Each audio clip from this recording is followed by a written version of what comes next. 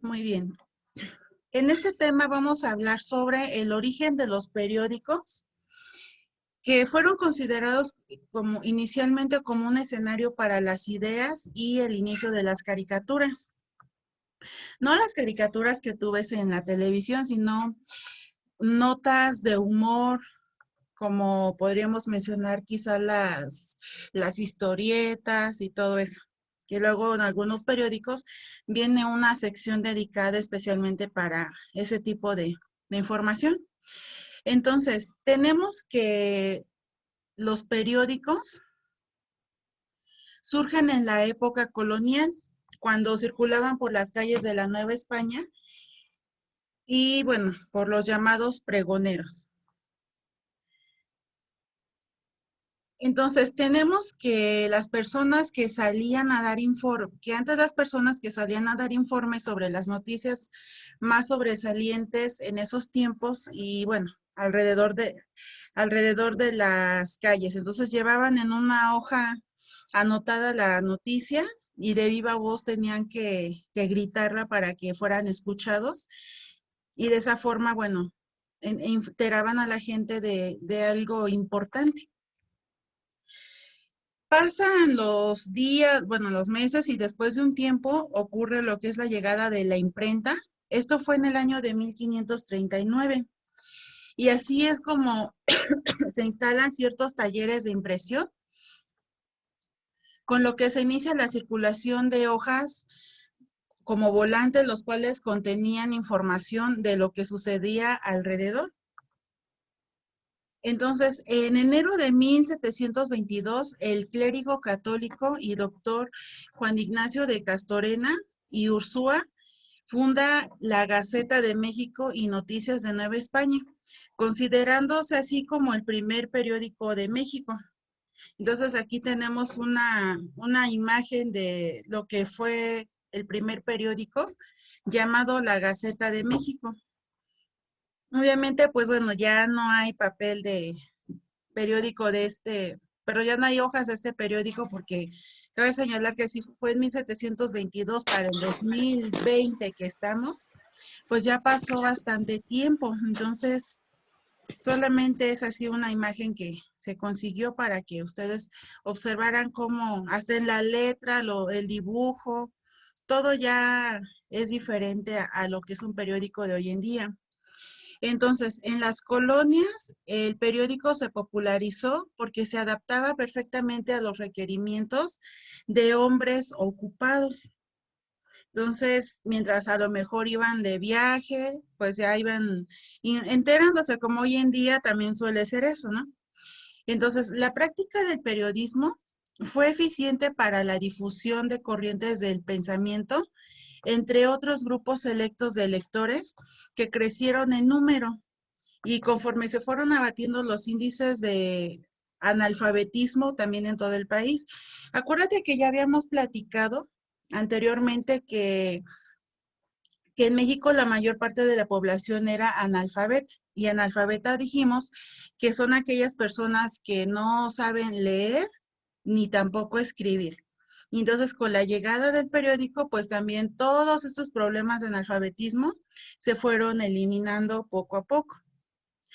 Ahora, con el surgimiento del periódico Despertador Americano, que era bueno, de Miguel Hidalgo, sirvió como herramienta de una lucha ideológica que buscaba un México independiente.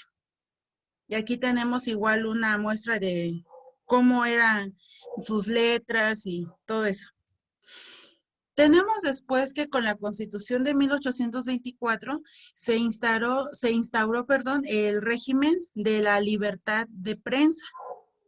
Entonces, durante el periodo presidencial de Benito Juárez, mejoraron bastante las condiciones de libertad de expresión que se manejaban en la Constitución. Entonces, una de las frases también de frases o pensamientos de Benito Juárez es que la emisión de las ideas por la prensa debe ser tan libre como es libre en el hombre la facultad de pensar. Entonces, desde aquí hablábamos sobre la libertad de expresión. Antes, pues, no cualquier persona tenía el derecho de expresarse bajo que tuvieran ciertos estatus sociales o económicos. Entonces, en 1876, el general Porfirio Díaz se encontró con un periodismo muy combativo, por lo cual deciden hacer una subvención a los periódicos para evitar las críticas. Posterior a ello, bueno, tenemos una regeneración o el periódico Regeneración, que fue fundado por los hermanos Flores Magón en agosto de 1900. Y este periódico Regeneración fue difusor de una ideología extremadamente radical. Ahí de igual forma podemos observar el periódico. En este caso, bueno, es una sección de ese periódico que no tenía ilustraciones, pero esta era igual su estructura. Ahora surge después, con el paso del tiempo, otro tipo de periódico que se llamó El Imparcial. Entonces, El Imparcial es el periódico más moderno de aquellos tiempos, el cual atrajo a miles de lectores por su contenido parecido al modelo que tenían los Estados Unidos. Entonces, si tú puedes observar, ya empiezan a colocar otros tipos de letras, otra estructura de los textos, porque al final podemos observar que tiene texto en 4 columnas. Por eso es que dice que ya adopta los modelos de otros lugares. Entonces, después del cierre del periódico El Imparcial, surgieron periódicos nuevos. Algunos, a lo mejor todavía, bueno, están existentes en la actualidad, como podemos observar que es el Universal, Excelsior y Reforma. Entonces, el 1 de octubre de 1916, el constitucionalista Félix Pallavicini funda el periódico El Universal, y el 18 de marzo de 1917, Rafael Alducín hace lo propio con el periódico Excelsior. Entonces, vamos a regresar un poquito al año de 1861, cuando, bueno, son los periódicos de esa época. Tenemos entonces aquí que durante el gobierno de Benito Juárez se logró, de ahí, como comentábamos anteriormente, la libertad de expresión, donde se permitió la fundación de nuevos periódicos en los cuales se emplearon textos y caricaturas para hacer críticas y expresar ideas. Entonces, una de las disposiciones que tuvo gran importancia para la libertad de expresión es el decreto del gobierno sobre libertad de imprenta, emitido por Benito Juárez y publicado precisamente en este año de 1861, donde existe la libertad de escribir y publicar textos sobre cualquier tema.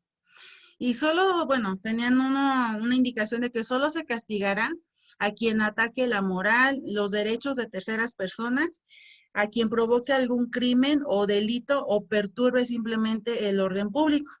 Esos eran como que unas reglas precisas. Sí podías publicar lo que tú quisieras, pero siempre y cuando respetaran esto que se acaba de mencionar. De igual forma, también se castigaría cuando a un individuo se le atribuyera algún vicio o algún delito sin tener unas bases o algunas pruebas que comprobaran lo que le estaban acusando. También cuando se defienda o aconseje algún vicio o delito, o cuando se alienta a los ciudadanos a no obedecer las leyes, las autoridades legítimas o a oponerse, contra ellas. Y bueno, aquí tenemos una ilustración de lo que fue una caricatura de 1849 sobre el tema de las libertades. Por medio de una imagen, pues, como dicen, una imagen vale más que 1000 palabras, y ahí puedes interpretar muchas cosas sobre lo que era la libertad o en qué concepto se estaba viviendo ese tipo de libertad, y habría sometimiento y castigos a lo mejor según si violaban alguna de estas indicaciones que habían. Ahora, ¿cuáles son entonces los antecedentes del periódico? Llegan a México, bueno, la llegada a México de la imprenta litográfica y traída por los italianos Claudio Linati y Gaspar Franchini en 1825. Entonces, el nombre de la primer primera caricatura se llamó La Tiranía. El autor, bueno, Claudio Linati, del periódico El Iris, y eso fue en el año de 1926. En esta imagen que puedes apreciar, eso, hay una descripción que indica que es la imagen del diablo, el clero, el pueblo y los vicios. Y le costó la expulsión del país a Linati. La consecuencia, bueno, el exilio de México de Claudio Linati. Tenemos otro que fue lo que les comentaba de 1861, el de la orquesta, y que inaugura la mezcla de sátira y la caricatura, que era lo que habíamos comentado. Ahora, los términos con los que se le conoce a la caricatura era por medio de, bueno, las publicaciones satíricas, jocoserias o, bueno, el cartón de opinión. Cuando viene el periodo de, cuando estuvo Lerdo de Tejada, tenemos, bueno, aquí dentro de lo que es el régimen y la caricatura, que la prensa usó y abusó de esa libertad de expresión que se logró con Benito Juárez. Se abusó de la libertad de la expresión y se usó en el sentido de que, bueno, haciendo uso de que la prensa manejaba tres rubros, enfocado a lo que eran los liberales, las ideas conservadoras y las ideas católicas. Entonces ahí es donde comentaban que no podían violar ciertos criterios o ciertas leyes que establecían, de que sí podías publicar cualquier cosa, pero siempre y cuando no afectando parte de culturas y todo eso, o generando simplemente caos sociales por medio de estas publicaciones. Ahora, en cuestión de periódicos, bueno, tenemos aquí lo que les había comentado, el de la orquesta, que fue un periódico omniscio de buen humor y con caricaturas. Estaba basado en una tendencia ideológica antilerdista. Y bueno, aquí está fundado, bueno, tenemos a Constantino Escalante y bueno, con término caricaturista, bueno, él fue el fundador. Y otros caricaturistas como él sería Alejandro Casarín, Santiago Hernández y León de la Barca. Hay otro periódico que se llama El Padre Corvos, que es un periódico campechano amante de decir indirectas con caricaturas. Entonces, manejaban también lo que era la tendencia ideológica antilerdista. Y bueno, los caricaturistas de este periódico fueron Alejandro Casarín y Jesús Alamilla. Otro periódico es El Aguizote, que era un semanario feroz, aunque de buenas intenciones, y su tendencia ideológica de igual forma era antilerdista y pro-porfirista. Entonces, los caricaturistas eran Jesús Alamilla también, y estaba dividido en secciones por la claridez, bueno, aquí dice por tonteras, parrazos, chistes que compartían por medio de este periódico. Y bueno, en cuestión de claridades era lo que era, manejaban lo que era la crítica política, en tonteras o pasatiempo, por así decirlo, lo de canciones, cuentos, crónicas. Hoy puedes ver inclusive que a lo mejor son la sopa de letras, los crucigramas, el sudoku, todo eso. En la sección de los porrazos eran respuestas de comentarios irónicos y en cuestión de chistes, bueno, chistes relacionados con asuntos políticos. Entonces, tenemos otro que es El Jicote, que era un periódico joco, serio, con caricaturas de política y de variedades y anuncios. Su tendencia ideológica también era antilerdista. Los caricaturistas, perdón, era, bueno, Rentería, José Guadalupe Posada. Y bueno, aquí tenemos igual algunas ilustraciones. De igual forma, estaba clasificado en secciones, la de tiro al blanco, que era por ataque a la prensa, el ejercicio del mando en cuestión de refranes actuales y el fuego graneado de varias noticias que se podían compartir en ese periódico. Y entonces, bueno, ya sea por censura o por convicción propia, al caerle de tejada, estos periódicos satíricos pues perdieron gran parte de su influencia social, su independencia periodística y su razón de ser, pues también todos esos periódicos se vinieron abajo. Entonces, algunos periódicos no desaparecieron del todo, pero lo que sí desapareció fue pues todas esas actitudes críticas que manejaban en ese tipo de periódicos.